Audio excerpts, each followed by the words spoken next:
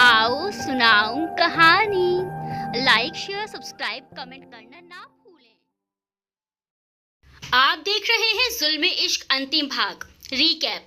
अचानक मेरे हाथ की जलन फिर से बढ़ जाने के कारण मुझे डॉक्टर काम्बोज के पास जाना होगा। 4 बजे का अपॉइंटमेंट मिला है। फिर से मुझे घर पर ना पाकर गुस्सा मत हो जाना। See you in evening, love you. उसका मैसेज पढ़ते ही युवराज को ख्याल आया, यही अच्छा मौका है मिस मरीना और अजय को हवेली ले जाने का। लेकिन माधव और शंकु का क्या? उनके लिए मुझे कुछ सोचना पड़ेगा। अब आगे उसे गहरी सोच में देख अजय ने उससे पूछा, क्या हुआ युवराज, किस सोच में पड़ गए? सब ठीक है ना? हाँ हाँ सब ठीक है, बल्कि एक अच्छी खबर है।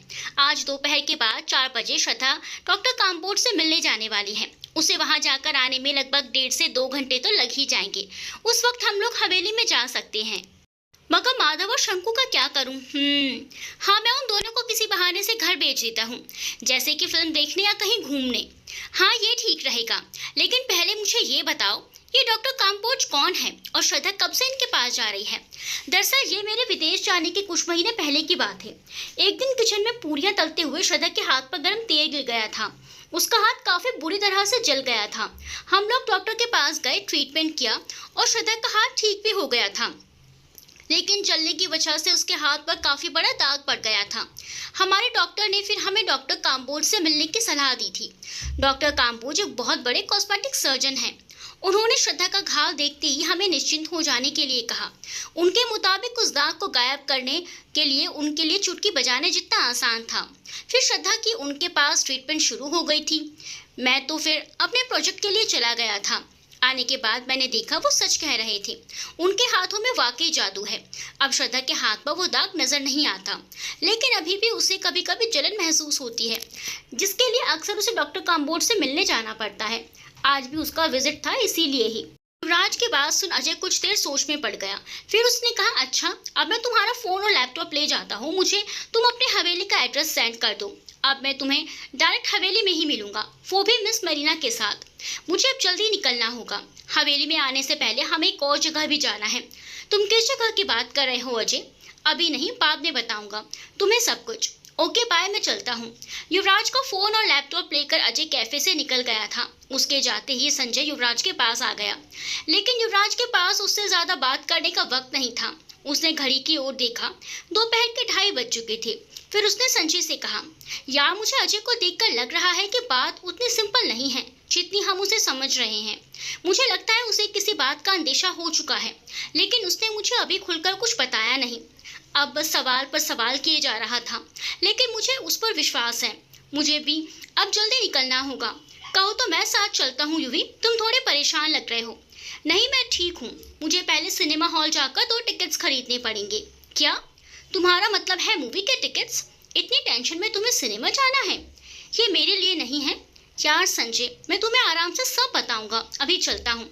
अच्छा ठीक है, लेकिन कभी भी कुछ भी काम हो मुझे बेझिझक कॉल कर लेना। थैंक्स यार। इतनी बातचीत के बाद युवराज भी कैफे से निकल गया। पहले तो वो सीधे एक सिनेमा हॉल में गया, वहां से मूवी की 2 टिकट्स खरीदी और फिर सीधे हवेली की ओर बढ़ गया। जब वो घर पहुंचा तो देखा श्रद्धा बस तैयार ही हो रही थी। जाने के डॉक्टर के पास ही जाना था, पर फिर भी उसने खूब सारा मेकअप लगा रखा था। जब उसने जल्दी ही आने की वजह पूछी तो युवराज ने बहाना बनाया कि दोपहर से ही उसे सर दर्द की शिकायत है, वो थोड़ी देर आराम से सोना चाहता है। उसके बाद सुन श्रद्धा ने कहा, तकलीफ ज्यादा ना होती तो मैं तुम्हें यूं सर दर्द में छोड़कर नहीं जाती। मैं बस यूं गई और आई। तब तक मैं शंकु से कहती हूँ, वो तुम्हारे लिए चाय कॉफी कुछ बना देगी। मैंने कहा ना मैं सोना चाहता हूँ, तुम परेशान मत हो और अपना काम खत्म कर कर आओ। इतना कहकर युवराज अपने बिस्तर पर आंखें मूंदे लेट गया और श्रद्धा के घर से निकलने का इंतजार करने लगा। ठीक 3:30 बजे श्रद्धा अपनी कार लेकर हवेली के बाहर निकल गई। उसके जाते ही युवराज अपने कमरे से निकलकर नीचे हॉल में आया। शंकु डाइनिंग टेबल के पास खड़ी कुछ सब्जियां काट रही थी। युवराज को देखते ही उससे पूछा, आपको कुछ चाहिए था भैया? नहीं, ये माधव कहाँ है? इससे पहले कि वो कुछ जवाब देती बाहर के दरवाजे में खड़े माधव ने कहा, हम यहाँ हैं भैया, कुछ काम था क्या हमसे? नहीं, कोई खास काम नहीं है। दरअसल ऑफिस की तरफ से मुझे फिल्म की 2 टिकट्स मिली थी, लेकिन आज मैं और श्रद्धा तो जा नहीं पाएंगे। फालतू में टिकट्स वेस्ट हो जाएंगी। तो मैं सोच रहा था कि तुम शंकु को लेकर क्यों नहीं चले जाते फिल्म देखने? माधव, क्या हम दोनों? हाँ तो इसमें हर्ष ही क्या है, कभी तुम लोगों को भी तो छुट्टी मिलनी चाहिए ना। तभी शंकु ने कहा, मगर भैया हम दोनों कैसे जा सकते हैं, भाभी मुझे कहकर गई है कि आपकी तबीयत ठीक नहीं है, ऐसे में अगर आपको किसी चीज़ की ज़रूरत पड़ी तो। मेरा क्या है, मैं तो अभी दवा लेकर आराम से 2-3 घंटे के लिए सो जाऊंगा, तब तक तो श्रद्धा ही लौट आएगी और फिर ये टिकट्स भी तो सिर्फ आज ही के लिए वैलिड है। मेरी बात मानो, तुम दोनों जल्दी से तैयार हो जाओ और अभी निकल जाओ, वहां पहुंचते हुए भी तो वक्त लगेगा तुम लोगों को, चलो जल्दी करो। माधव ने शंकु की ओर देखा, दोनों ने आंखों आंखों में कुछ बात की और फिर माधव ने थोड़ा शर्माते हुए कहा, अब भैया आप इतना जोर दे रहे हैं तो हम लोग जाकर आते हैं, हम अपना छोटू मोबाइल साथ लिए जाते हैं, कुछ काम हुआ तो हमें जल्दी बुला लीजिएगा। उसके बाद तो युवराज मन ही मन खुश हो गया, उसका प्लान जो कामयाब हो रहा था। उसने घड़ी की ओर देखा, 4 बजने ही वाले थे। उसने उन दोनों को जल्दी से जाने के लिए कहा। कुछ ही मिनटों में हवेली में युवराज के अलावा और कोई भी था। अजय को कॉल करने के लिए वो अपना मोबाइल ढूंढने लगा, लेकिन उसे याद आया उसका मोबाइल तो अजय के ही पास था। उसने जल्दी में लैंडलाइन फ़ोन उठाया और संजय को कॉल किया। उसे केवल संजय का ही नंबर याद था। फिर उसने संजय के पास से अजय का मोबाइल नंबर लिया और उसे कॉल किया। अजय ने उसे बताया कि वो मिस मेरीना और हवेली के पास वाली सड़क पर ही गाड़ी में बैठे हैं, रास्ता साफ है, हवेली में मेरे अलावा कोई नहीं है, आप लोग अंदर आ जाओ, मैं बाहर आता हूँ। कहते हुए वो खुद बाहर आंगन में जाकर खड़ा हो गया। अजय ने एक तरफ गाड़ी पार्क की और वो मिस मेरीना के साथ गाड़ी से उतरकर हवेली के दरवाजे के पास पहुंचा। Ma'am, I mean miss Mirena, आपको इतनी शॉर्ट नोटिस पर यहाँ आने की तकलीफ की, इसके लिए मैं आपका बहुत शुक्रगुजार हूँ। दरअसल बात यह है कि युवराज कुछ बोलते उससे पहले ही मिस मेरीना बोल पड़ी। अजय ने मुझे सब कुछ बता दिया है। शुरुआत हम आपके यानी आपके बीवी के बेडरूम से करेंगे। बेडरूम का नाम सुनते युवराज ने अजय की ओर देखा और कहा, मगर वो तहखाना, वहाँ भी चलेंगे लेकिन बाद में, पहले अंदर चलें। मिस मरीना के कहते ही तीनों हवेली के अंदर प्रवेश कर हॉल में पहुंचे। इस दौरान मिस मरीना हर एक चीज को अपनी पैनी नजर से देखते हुए जा रही थी। जब युवराज ने उनसे कहा कि उसका बेडरूम ऊपर है तो तीनों सीधे ऊपर की ओर चल दिए। कमरे में पहुंचते ही मिस मरीना ने युवराज से कहा, अगर आपको ऐतराज ना हो तो क्या मैं अपनी बीवी का सामान देख सकती हूँ? हाँ हाँ बिल्कुल। मिस मरीना, तब तक आप एक काम कीजिए, आपके पास आपकी और आपके बीवी की पुरानी तस्वीरें तो होंगी ही, जैसे दोस्तों के साथ, परिवार के साथ, वो लेकर आइए प्लीज़। हाँ है ना, ऐसी तो बहुत सी तस्वीरें हैं, मैं अभी सारे एल्बम निकाल कर लाता हूँ। इधर मिस मरीना ने श्रद्धा के ड्रेसिंग टेबल पर रखी हर एक चीज़ को अच्छी तरह से देखा और परखा। ड्रेसिंग टेबल के दराज में एक दवाइयों का डब्बा था, जिसे खोलकर देख उन्होंने कुछ दवाइयों के नाम पढ़े। तभी युवराज भी वहां लौट आया था, उसके हाथ में कुछ एल्बम्स थे। उसने मिस मरीना को दवाइयों की जांच करते हुए देखा तो कहा, ये सारी दवाइयाँ श्रद्धा की हैं, उसके हाथ के लिए डॉक्टर ने ही दी थी। मिस मरीना ने कुछ नहीं कहा, बस उस बॉक्स को उठाया और अजय के हवाले कर दिया, जिसे देख युवराज ने कहा मगर, लेकिन अजय ने उसे आगे भी कुछ कहने से रोक दिया। फिर उन्होंने उसके कपड़ों की अलमारी खोलकर देखी। उसके बाद वो बेडरूम के अटैच बाथरूम में गई, जहाँ एक छोटा सा कपबोर्ड देख उन्होंने उसे खोल कर देखा। उसके ऊपर वाले खांचे में एक छोटा सा वैनिटी बॉक्स रखा हुआ था। उसे खोलकर उसके अंदर की चीजें देखी, उनके चेहरे पर एक मुस्कान आ गई। उन्होंने उस बॉक्स को बंद किया और अजय की ओर बढ़ा दिया। अजय ने उसे भी अपने बैग में रख लिया। बाथरूम में से बाहर आते हुए उन्होंने पूछा, मिस्टर युवराज, क्या आपकी बीवी कॉन्टैक्ट लेंसेज का इस्तेमाल करती हैं? जब मिस मरीना ने युवराज को कॉन्टैक्ट लेंसेज के बारे में पूछा तो उससे बड़ी हैरानी हुई। Contact lenses? जी नहीं, बिल्कुल नहीं। जहाँ तक मुझे याद है श्रद्धा ने कभी भी कॉन्टैक्ट लेंसेज का इस्तेमाल नहीं किया है। मगर आप ऐसा क्यों पूछ रही हैं? मिस मरीना ने आगे बढ़ते हुए कहा, आइए आगे बढ़ते हैं। श्रद्धा के पास कितने मोबाइल थे? एक ही। उसके बाद मिस मरीना ने युवराज के लाए हुए एल्बम में कुछ तस्वीरें देखी। जब वो तस्वीरें देख रही थी तो युवराज उन्हें बताता जा रहा था कि तस्वीर में कौन कौन है। सबके तस्वीरों को अपनी आंखों से स्कैन कर अपने दिमाग में सेव कर लेने के बाद मिस मरीना ने कहा, आइए अब तहखाने की ओर चलते हैं। वैसे आपको ऐसा क्यों लग रहा था कि आपके तहखाने में कोई नकारात्मक शक्ति है और शायद उसी की वजह से श्रद्धा में बदलाव आया हो? असल में मैं भी ऐसी बातों पर विश्वास नहीं करता, लेकिन जब मैं उन 2 कमरों में गया तो मुझे लगा कि जैसे मेरे अलावा भी वहाँ कोई है, मतलब किसी के होने की आभास। मैंने किसी की गहरी सांसों की आवाज़ सुनी थी वहाँ। अगर ऐसा है मिस्टर युवराज तो आइए जल्दी चलते हैं वहाँ। तीनों युवराज के बेडरूम से निकलकर सीढ़ियों से होते हुए नीचे हॉल में आए। फिर युवराज भागकर किचन में गया और तहखाने के दरवाजे की चाबी लेकर आया और उन दोनों को दरवाजे के पास लेकर गया। दरवाजे का ताला खोल उसने सीढ़ियों की लाइट ऑन की। सीढ़ियों पर कदम रखते ही उसने पसीने छूटने लगे। उसे देख अजय ने पूछा, क्या हुआ युवराज, तुम इतने घबरा क्यों रहे हो? वो दरअसल में मुझे बंद जगहों पर घुटन सी होती है, सांस लेने में दिक्कत होती है और पसीने छूटने लगते हैं। तो क्या आप क्लॉस्ट्रोफोबिक हैं? मिस मरीना ने पूछा तो युवराज ने अपने पसीने पोंछते हुए कहा, सब तो यही कहते हैं पर पता नहीं, बस थोड़ी देर महसूस होता है और फिर पानी पी लेने के बाद और खुली हवा मिलने के बाद मैं अक्सर ठीक हो जाता हूँ। आप चाहे तो यहीं ऊपर रुक सकती हैं, कुछ पूछना हो तो मैं अजय को भेज दूंगी। युवराज ने गहरी सांस लेते हुए कहा, नहीं मैं ठीक हूँ, मैं पहले भी जा चुका हूँ अंदर, मैं भी आऊंगा आपके साथ। अजय ठीक है, अगर जैसे ही तुम्हें लगे कि तुम सांस नहीं ले पा रहे तुम ऊपर आ जाना, डरो नहीं, हम लोग हैं तुम्हारे साथ। तुम बस गहरी सांस लो। उसके बाद तीनों सीढ़ियां उतरकर नीचे उतरने लगे। नीचे जाते युवराज ने वहां की लाइट भी ऑन की तो बड़ा सा झूमर जगमगा उठा। मिस मरीना ने बड़ी सी बारीकी से सारे कमरे को छान मारा, फिर वो अंदर वाले कमरे में गई और वहां भी कुछ देर बिताई। बिस्तर की सलवटे और साफ सुथरा बेड देखकर उन्हें लग रहा था कि कुछ ही दिन पहले तक वहां कोई सोया होगा। पास से बने छोटे से बाथरूम का दरवाजा खोल जब उन्होंने देखा तो उन्हें लगा कि जैसे किसी ने कुछ ही दिन पहले इसका इस्तेमाल किया था। उन्होंने मुड़कर युवराज से पूछा तो उसने बताया कि कैसे श्रद्धा ने शंकु से कहकर वहां की सफाई करवाई थी। फिर मिस मरीना ने पूछा, मिस्टर युवराज, अब आप ये बताइए कि इन 2 कमरों के अलावा भी कोई कमरा या जगह खाली या तहखाना ऐसा कुछ है भी क्या इस हवेली में मौजूद है? मुझे तो केवल इन्हीं 2 कमरों के बारे में बताया था दादाजी ने। यहाँ भी मैं इस वाकये के पहले कभी नहीं आया था। अच्छा ठीक है, अब बताइए आपको वो सांसों की आवाज किस तरफ से आ रही थी? युवराज ने बड़े कमरे में ले गया जहाँ पूरी दीवार के आगे किताबों की खुली अलमारी बनी हुई थी। उस दिन मैं यहाँ खड़ा था और मैंने एक किताब उठाई थी और बस अचानक से वो आवाज़ मेरे कान में पड़ी। उसके थोड़ी देर बाद ही जब मैं वापस ऊपर लौट रहा था तो मुझे कुछ छन सी आवाज़ भी आई थी, जैसे किसी पायल या चूड़ी की आवाज़। मिस मरीना युवराज के बताए हुए जगह पर जाकर खड़ी हो गई और अचानक उन्होंने अलमारी में रखी किताबों के पास अपने कान रख दिए। शायद वो भी उस आवाज़ को सुनना चाह रही थी। तभी अचानक एकदम से उनके कान खड़े हो गए। उन्होंने अजय की ओर देखा और उनकी आंखों में एक चमक सी आ गई, जिसे देख अजय समझ गया था कि उनका ये केस सॉल्व हो गया था। जल्दी सारे नाटक से पर्दा उठने वाला था। किताबों की अलमारी के पास खड़ी होकर मिस मरीना कुछ सुनने की कोशिश कर रही थी। तभी उन्होंने कहा, अजय जरा इधर आकर सुनो, क्या तुम्हें कुछ सुनाई देता है? अजय भी ठीक उसी जगह आकर खड़ा हो गया जहां मिस मरीना खड़ी थी। थोड़ी देर वही शांति से खड़े रहने के बाद अजय ने हैरानी से कहा, लगता है इस अलमारी के पीछे कोई है। उसके सांस लेने की आवाज़ साफ साफ सुनाई दे रही है। सही कहा, देखो ढूंढो, यही कहीं कोई दरवाज़ा होना चाहिए, मिस मरीना ने अजय से कहा। उन दोनों के पास तो युवराज हैरान परेशान हुआ जा रहा था। उसे तो इस बात का अंदाजा भी नहीं था कि उसके हवेली के इस तहखाने में एक और खुफिया कमरा है। उसके दादाजी ने भी उसे इसके बारे में कभी भी कुछ नहीं बताया था। दूसरी ओर धीरे धीरे उसकी हालत भी खराब हुई जा रही थी। उसे लग रहा था तहखाने की वो दीवारें उसकी ओर सरकती जा रही हैं और वो उनके बीच में फंस जाएगा। उसने एक बार अजय और मिस मरीना को देखा और एक लंबी गहरी सांस ली, जिसे सुनकर अजय ने मुड़कर उसकी ओर देखा, पूछा, युवराज क्या तुम ठीक हो? हाँ मैं ठीक हूँ। तुम्हें कुछ मिला क्या? नहीं अभी नहीं। तभी मिस मरीना किताबों की अलमारी को गौर से देखने लगी। किताबों पर हर तरफ बहुत धूल जमी हुई थी। शायद साफ करने वाले ने थोड़ी कामचोरी दिखाते हुए इतना हिस्सा साफ करने का छोड़ दिया था। तभी मिस मरीना की नज़र अलमारी के खांचे पर गई जहाँ कुछ धूल में उंगलियों के निशान थे। उन्होंने अजय को आवाज़ देते हुए कहा, इधर आओ, शायद यहाँ कुछ हो सकता है। उन्होंने उस खांचे में से एक के बाद 1-2 किताबें को हटाया और देखा किताबों के पीछे एक बहुत बड़ा सा बटन जैसा कुछ था।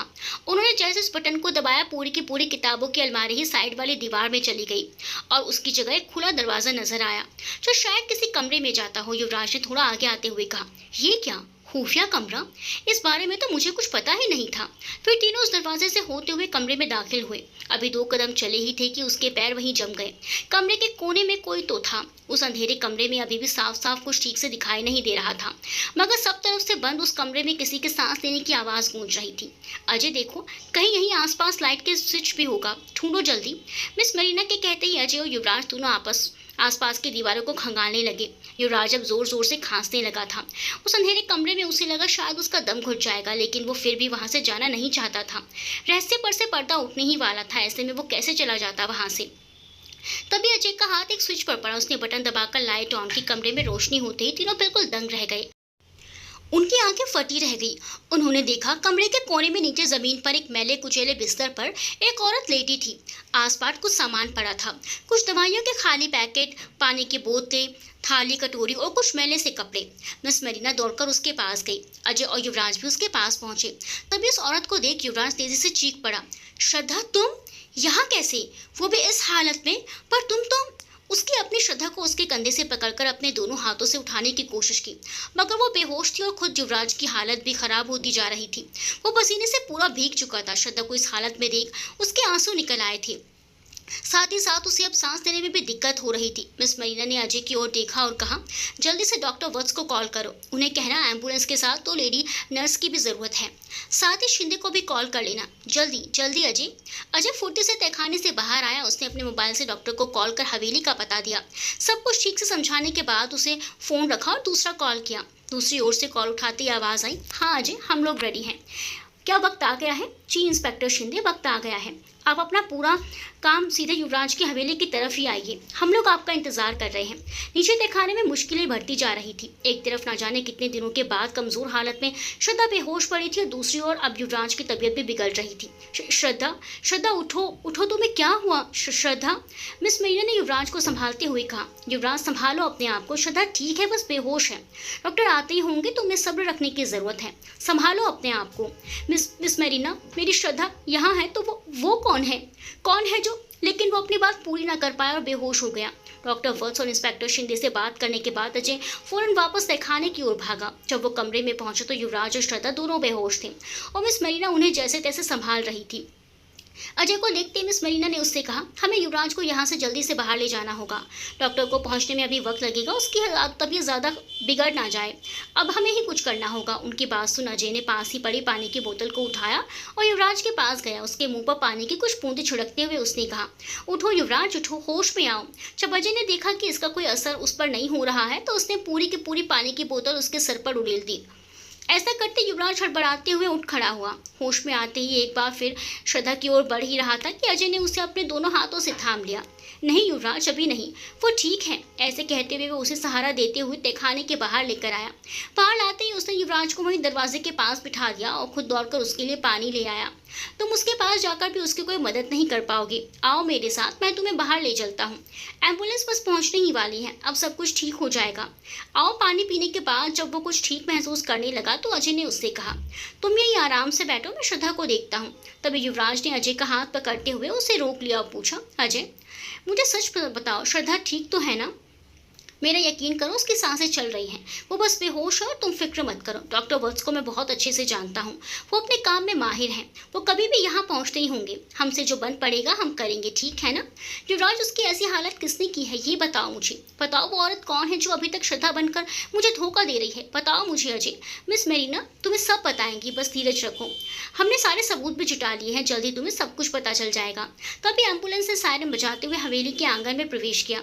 सायरन की आवाज़ सुन अजय ने कहा, लो डॉक्टर भी आ गए, मैं अभी आता हूँ। फिर वो भागते हुए बाहर आ गया और वो लौटा तो उसके साथ दो कंपाउंडर एक स्ट्रेचर लेकर आ रहे थे। अजय उन्हें सीधा नीचे तहखाने में ले गया। उसके नीचे जाते ही डॉक्टर वत्स और दो लेडी नर्स भी अंदर आ गई। डॉक्टर ने युवराज को देखा तो वो जल्दी से उसके पास गए। आप ठीक है ना? नर्स कम, इनके उठने में हेल्प करो, वहाँ उस सोफे पर बिठा दो। युवराज ने नीचे तहखाने की ओर इशारा करते हुए कहा। डॉक्टर मैं ठीक हूँ, लेकिन मेरी श्रद्धा, आप उसके पास जाइए, उसको चेक कीजिए। रिलैक्स मिस्टर युवराज, रिलैक्स, आपको इतना हाइपर नहीं होना है। Take a deep breath and relax. Nurse और डॉक्टर की मदद से युवराज सोफे पर आकर बैठा। डॉक्टर ने दूसरी नर्स से एक इंजेक्शन रेडी करने को कहा। तभी तो कंपाउंडर जो नीचे स्ट्रेचर लेकर गए थे वो श्रद्धा को स्ट्रेचर पर लिटाकर ऊपर ले आए। उसकी हालत देख डॉक्टर के मुंह से भी निकल गया, ओ माय गॉड। तभी युवराज ने श्रद्धा का नाम लेते हुए उसके पास जाने की कोशिश की, लेकिन डॉक्टर ने उसे रोकते हुए कहा, मिस्टर युवराज प्लीज़ हमें पहले अपना काम करने दीजिए। नर्स, मिस्टर युवराज को वो इंजेक्शन दे दो, और तुम दोनों श्रद्धा को अंदर कोई रूम होगा वहाँ ले जाकर बेड पर लिटा दो। हाँ, इधर साइड में एक कमरा है। लेकिन नर्स ने उसका हाथ पकड़ उसे शांत बैठने को कहा और इंजेक्शन दे दिया। फिर वो भी दूसरी नर्स और डॉक्टर के साथ अंदर कमरे में चली गई। तब तक अजय भी युवराज के पास आकर खड़ा हो गया था और उससे पूछने लगा, अब तुम्हें कैसा महसूस हो रहा है युवराज? मैं ठीक हूँ अब, मगर वो लोग श्रद्धा को अंदर कमरे में ले गए हैं और मुझे उसके पास भी नहीं जाने दे रहे।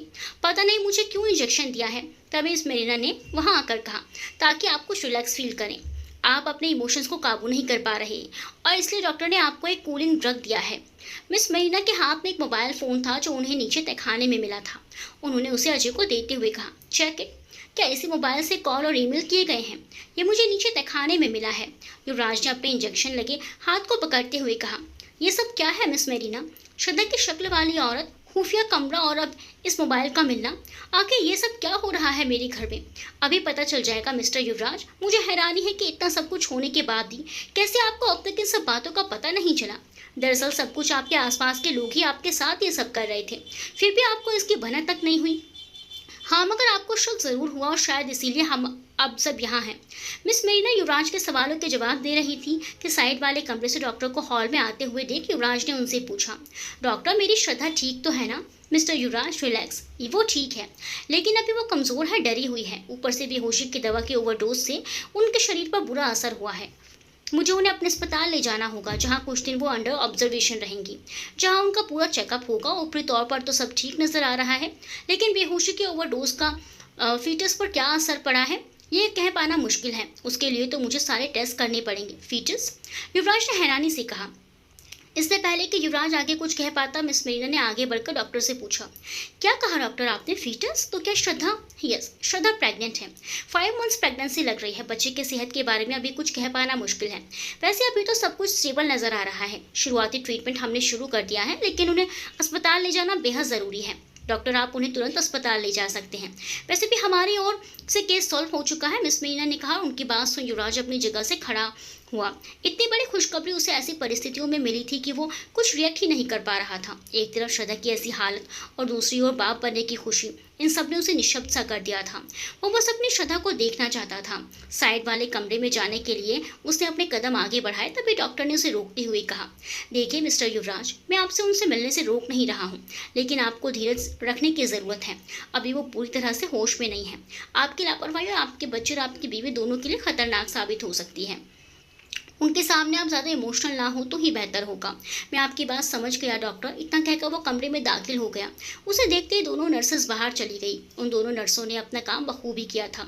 श्रद्धा साफ सुथरे कपड़ों में बेड पर लेटी थी। वो पहले से काफ़ी बेहतर नजर आ रही थी। उसकी आंखें अधखुली सी थी, जिनमें वो शायद कुछ देख नहीं पा रही थी। ऐसा लग रहा था जैसे वो किसी भारी ड्रग के नशे में है।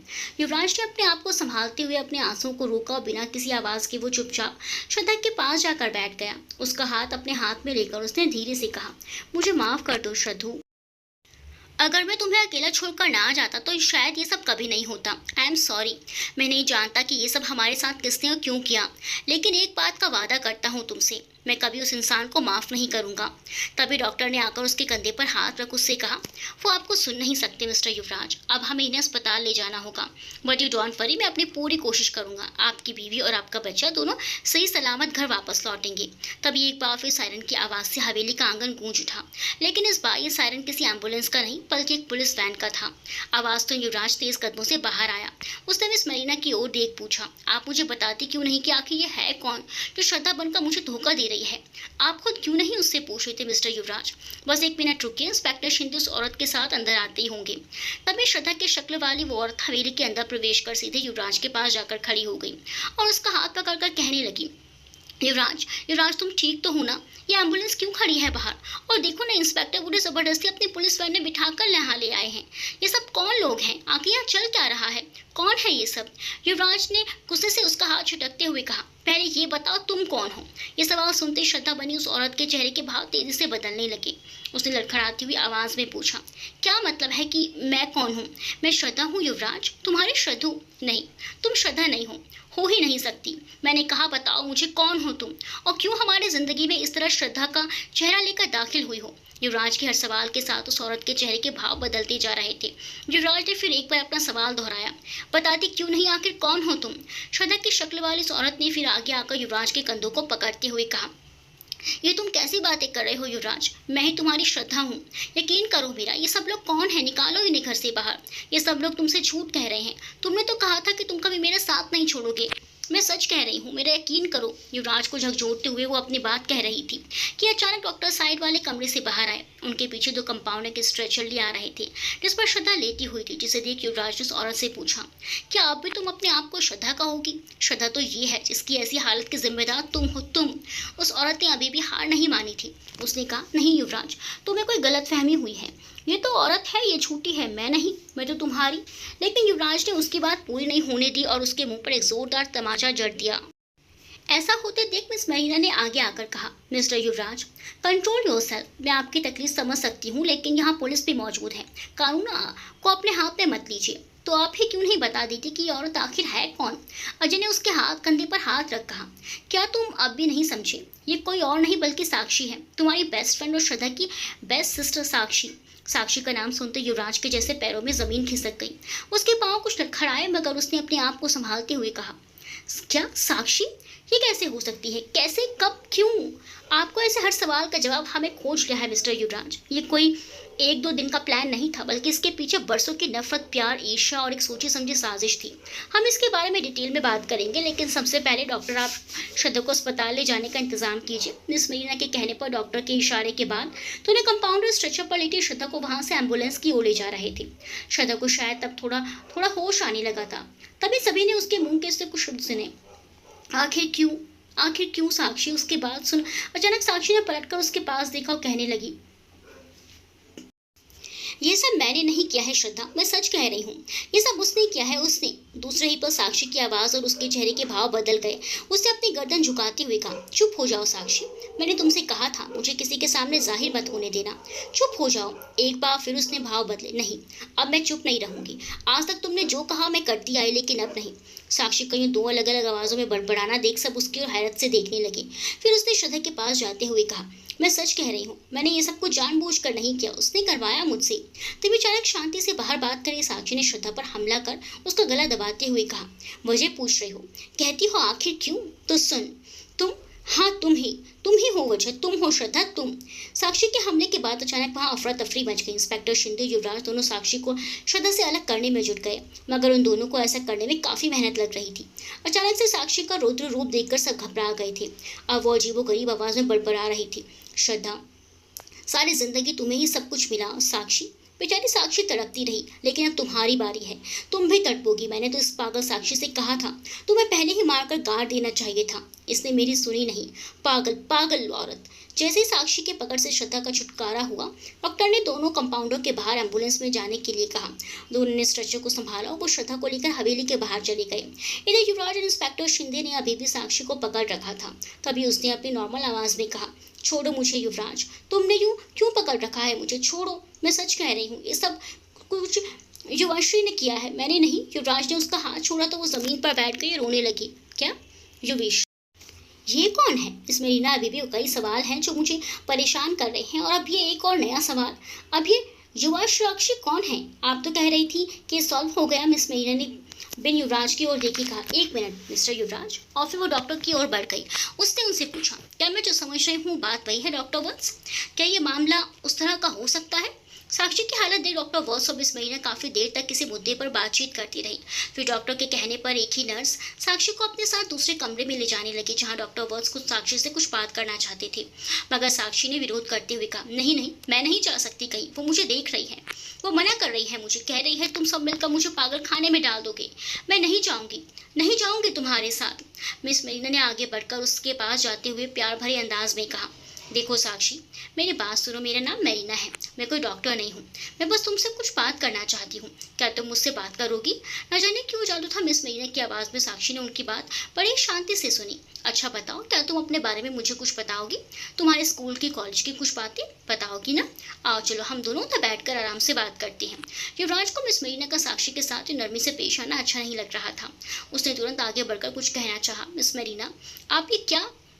लेकिन मिस मीना ने उसे अपने हाथ से इशारा कर आगे कुछ भी कहने से रोक दिया। अजय ने भी युवराज के पीछे हटने के लिए कहा।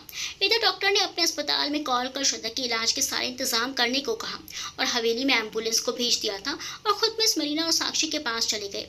सारे मामले को देख युवराज की बेचैनी बढ़ती जा रही थी। उसने अजय की ओर देखा, तुम सब लोग अब किस बात का इंतजार कर रहे हो? और ये मिस मरीना अब साक्षी से क्या बातचीत कर रही है? मुझे तो कुछ समझ नहीं आ रहा। मैं बस इतना जानना चाहता हूँ कि साक्षी ने ऐसा क्यों किया? क्यों वो हर बात के लिए श्रद्धा को दोषी ठहरा रही थी? युवराज, क्या तुमने साक्षी की हालत नहीं देखी? क्या तुम्हें कुछ गड़बड़ नजर नहीं आ रही? जैसे उसके साथ सब कुछ सही नहीं है, जैसे उसने ये जो कुछ भी किया है किसी कारणवश या किसी के दबाव में आकर किया हो। अजय ने कहा तो युवराज ने गुस्से में कहा, कैसी गड़बड़? जब वो इतना सब कुछ प्लान कर सकती है, अपना चेहरा तक बदल सकती है, तो वो कुछ भी कर सकती है। पता नहीं क्या गड़बड़ लग रही है। कुछ भी करो, कुछ भी। साफ साफ दिख रहा है कि वो अपना गुनाह किसी और के माथे मर रही है। मैं कुछ नहीं जानता, मुझे एक बार साक्षी से मिलना है, उसके बाद मुझे जल्द से जल्द अपनी श्रद्धा के पास जाना है। वो अकेली कैसे इन सब मुश्किलों का सामना कर रही थी अब तक। श्रद्धा की फिक्र मत करो, वो अब महफूज हाथों में है। तुम्हारी बेचैनी मैं समझ सकता हूँ, लेकिन तुम्हें धीरज से काम लेना होगा। रही बात साक्षी की, तो उसके साथ कुछ तो गड़बड़ है, जिसका पता जल्द ही चल जाएगा। मैंने कहा ना अजय, वो सिर्फ अपने आप को बचाने के लिए नाटक कर रही है। वो दोनों अपने तर्क वितर्क लगाते रहे, मगर नतीजा कुछ ना निकला। उनकी बहस काफी देर तक जारी रही। तभी डॉक्टर वर्ड्स और मिस मरीना साक्षी को लेकर कमरे से बाहर आए। युवराज ने आगे बढ़कर साक्षी का रास्ता रोका और उससे कहा, तुम्हें तुम्हारे गुनाहों की सजा जरूर मिलेगी साक्षी, लेकिन उससे पहले मैं जानना चाहता हूँ कि आखिर जो कुछ भी तुमने किया वो क्यों किया। श्रद्धा, मैंने तो हमेशा तुम्हें अपना माना, तुम्हारे एहसानमंद भी रहे हम दोनों। तुमने ही तो हमें एक होने में मदद की थी, फिर आखिर ऐसा क्या हुआ कि तुम ऐसी बन गई? मुझे बताओ साक्षी, बताओ। मिस्टर युवराज, आपको आपके हर सवाल का जवाब मिल जाएगा। इंस्पेक्टर शिंदे, अब आप लोगों को भी अंदर ले जा सकते हैं जो साक्षी के साथ इस प्लान में शामिल थे। मिस मरीना की बस इतना कहने की देरी थी कि दो हवलदार अपने साथ एक शख्स को लेकर हवेली में आए। युवराज ने शख्स को देखते ही पहचान लिया, डॉक्टर काम्बोजा। अभी कोई आगे कुछ कहता इससे पहले दो लेडी कांस्टेबल एक औरत के साथ हवेली में दाखिल हुई। जब युवराज ने देखा तो वो औरत कोई और नहीं बल्कि हवेली की नौकरानी शंकु ही थी, तो उसने अपनी आंखों पर विश्वास नहीं हुआ। उनके पीछे माधव अपनी गर्दन झुकाए चुपचाप चला आ रहा था। युवराज को देखते माधव भागकर उसके कदमों में जाकर गिर गया और रोते हुए कहने लगा, हम सच कहते हैं युवराज भैया, हमको इस सब के बारे में कुछ नहीं पता था। हमारी शंकु भी ऐसी है भैया, इस मेम साहब ने ही उसे फंसाया है। हमारे शंकु को छुड़वा लो भैया, कोई गलती हो गई हो तो उसे माफ़ कर दो, लेकिन उसे जेल ना भेजो भैया, हम आपके पाँव पड़ते हैं, उसे जेल ना भेजना। माधव की कही कोई बात युवराज को समझ नहीं आ रही थी। अभी तो वो साक्षी और डॉक्टर काम्बोज के धोखे से उभर भी नहीं पाया था कि शंकु का यूँ दो लेडी कांस्टेबल के साथ उसके सामने आना उसके लिए एक और बड़ा झटका था। हवेली का हॉल अब पूरी तरह से भर चुका था। एक तरफ डॉक्टर और उनके अस्पताल की दो नर्सेज जिनका गिरफ्त में साक्षी को रखा गया था, दूसरी ओर तो लेडी कांस्टेबल की गिरफ्त में शंकु, साथ ही इंस्पेक्टर शिंदे और उनके साथ ही कांस्टेबल के पास डॉक्टर काम्बोज। इनके अलावा अजय, युवराज, माधव और मिस मरीना तो वहां मौजूद थे ही।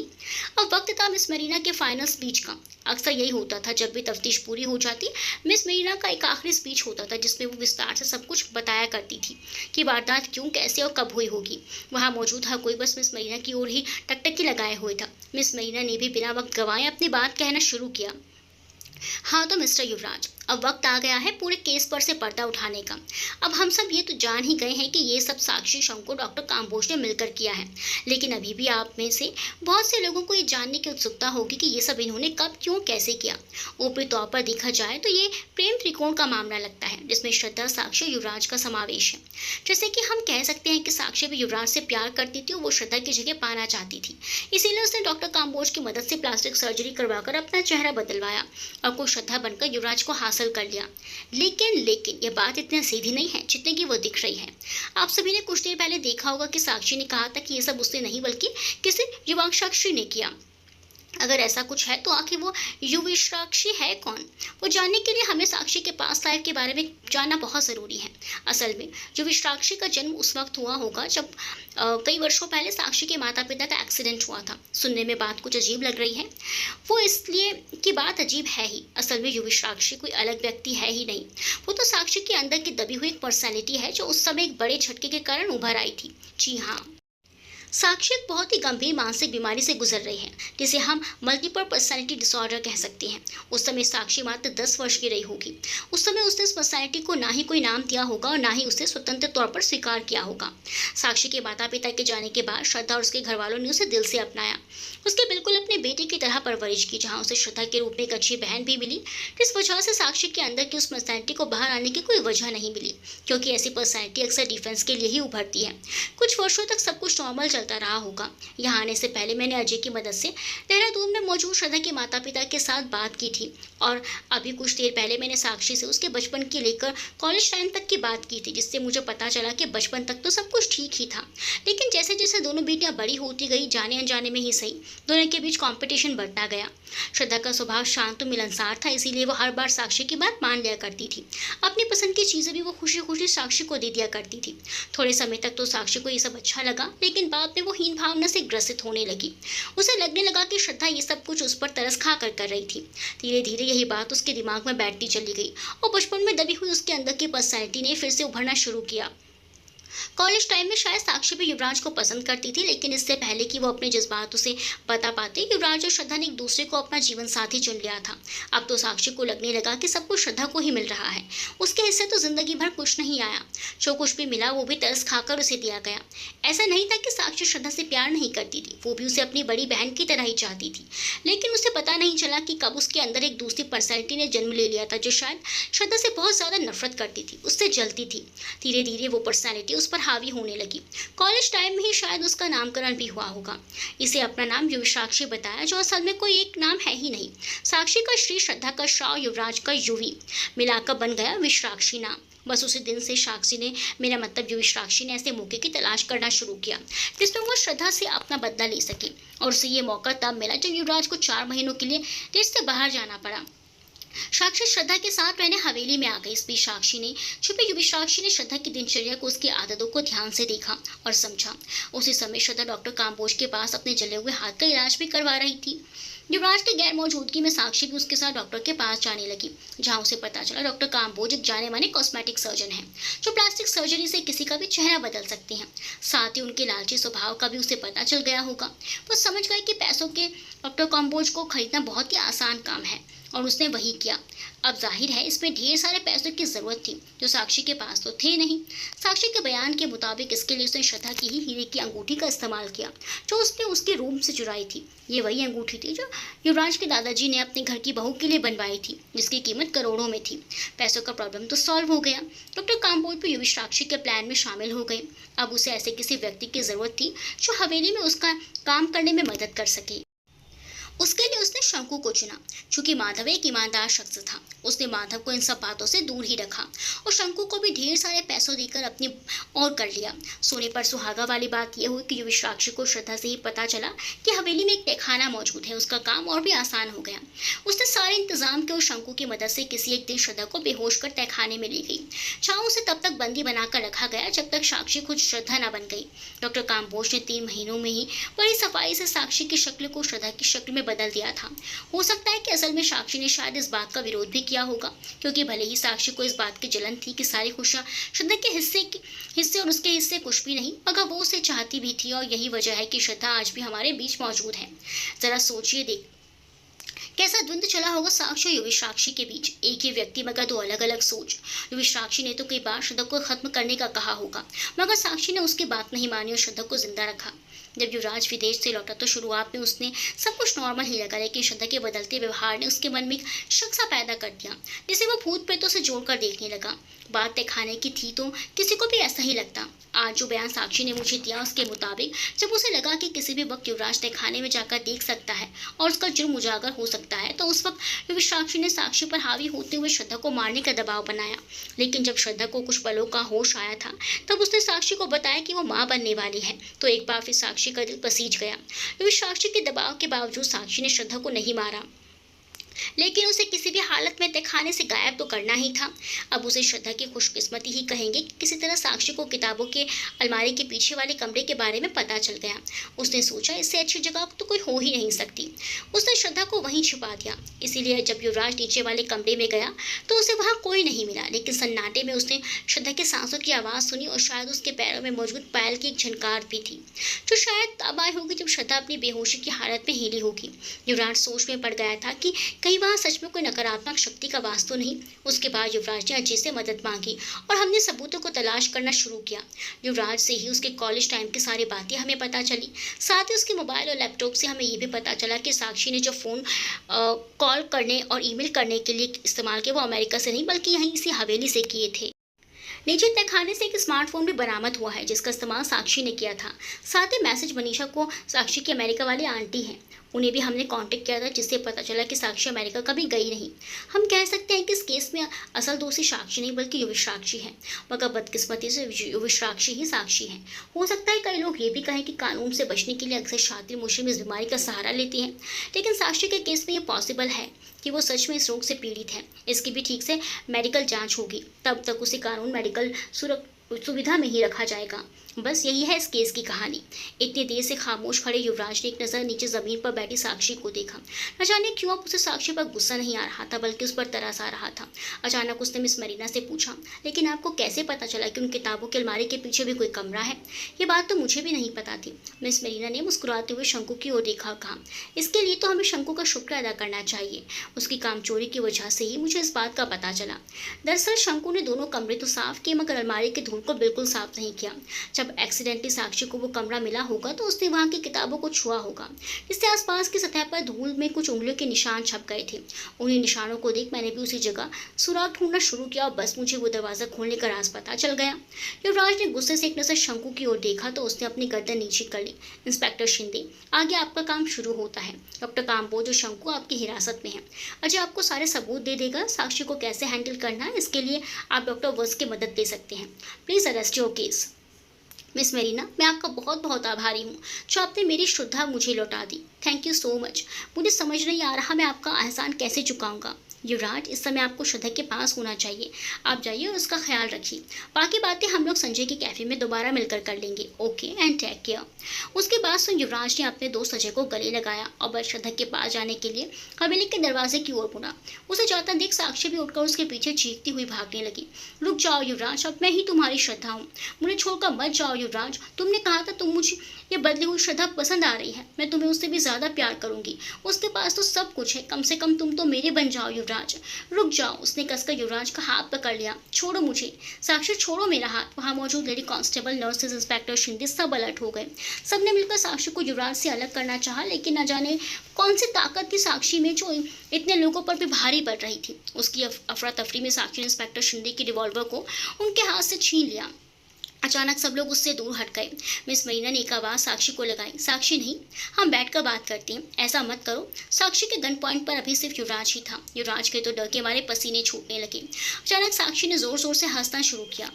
पागलपन पूरी तरह से उस पर सवार हो चुका था। कभी वो युविश्राक्षी बन जाती तो कभी साक्षी, फिर अचानक किसी और ही भाषा में बड़बड़ाने लगती। सबको यूं लगा जैसे कोई तीसरी पर्सनैलिटी ने उसके अंदर जन्म ले लिया हो। उसकी हालत खराब हो रही थी। जब वो युविश्राक्षी होती तो कहती मैं तुम सबको मार दूंगी, लेकिन जब वो साक्षी बनती तो रोने लगती। किसी को कुछ समझ नहीं आ रहा था क्या किया जाए। तभी अचानक गोली चलने की आवाज़ आई और वो नीचे गिर पड़ी। साक्षी ने अपने आप को ही सर में गोली मार ली थी। युवराज चीख पड़ा, साक्षी नहीं, लेकिन उसके लिए काफ़ी देर हो चुकी थी। पल भर के लिए पूरी हवेली में सन्नाटा छा गया। कुछ ही देर में इंस्पेक्टर शिंदे ने अपना काम शुरू किया। युवराज आंखों में आंसू लिए गर्दन झुकाए हवेली से बाहर निकल गया। मिस मरीना भी हवेली से बाहर आकर सामने गाड़ी में बैठी। बहुत देर तक वो किसी सोच में डूबी रही। जब अजय ने उनसे जाने के लिए पूछा तो उन्होंने अजय से कहा, ये प्यार भी कितनी अनोखी चीज़ है ना अजय। ना मिले तो इंसान क्या से क्या हो जाता है। हमने आज से पहले भी कई केसेस देखे हैं जिसमें लोग प्यार को पाने के लिए किसी भी हद तक जाने को तैयार होते हैं। न जाने वो कितनी अनोखी कहानियाँ देखने को मिलेंगी, लेकिन सच कहूँ ये सबसे अनोखी कहानी थी प्यार की। साक्षी जान गई थी वो युवराज और श्रद्धा को कभी अलग नहीं कर सकती। इसके बाद ना ही श्रद्धा उसे पहले की तरह प्यार करेगी और ना ही युवराज। और फिर युविश्राक्षी कभी भी उसे सुकून से जीने नहीं देती।